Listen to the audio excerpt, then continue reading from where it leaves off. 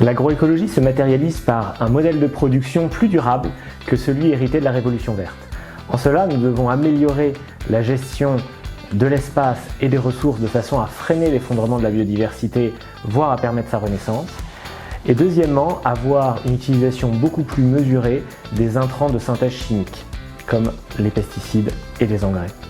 En cela, nous pouvons utiliser des alternatives, les biosolutions, le biocontrôle, la biostimulation, la bionutrition. Et tout cela doit permettre d'améliorer l'équation économique pour nos agriculteurs. Notre première mission, c'est de mettre à disposition des outils pour permettre cette transition agroécologique. Et ça, pour nous, ce sont des produits performants et un accompagnement aux agriculteurs pour permettre le bon positionnement et en tirer le maximum de valeur. Mais c'est pas tout, il nous faut aussi travailler avec les agriculteurs, prendre notre bâton de pèlerin et aller proposer ce nouveau modèle. Nous devons inspirer l'envie d'autre chose. Et cela, nous le faisons au travers de différents engagements. Premièrement, un engagement fort dans IBMA France, qui est l'association qui réunit les producteurs de biocontrôle pour œuvrer à promouvoir ces nouvelles solutions. Deuxièmement, au travers du consortium biocontrôle, dont Agroxine est membre fondateur et assure la vice-présidence aujourd'hui, qui vise là encore à travailler pour l'émergence de nouvelles solutions. Et troisièmement, au travers de la chaire Bio4Solutions que nous avons fondée avec l'Université de Lorraine et qui vise à former les acteurs de la production agricole aujourd'hui.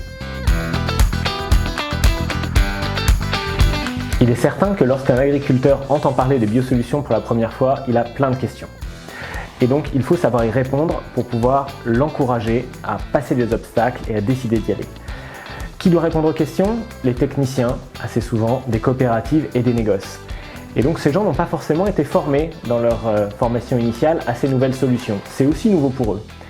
Pour pouvoir les former, nous avons fondé avec l'Université de Lorraine et d'autres acteurs la chaire Bio4Solutions.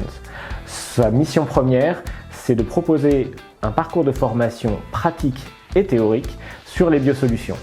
On parle bien de transition agroécologique, elle ne pourra pas se faire du jour au lendemain. Il faut donc expérimenter, et il faut que tous les acteurs de la chaîne, les uns après les autres, par un effet boule de neige, aient envie d'expérimenter ces nouvelles solutions pour inventer le modèle de demain.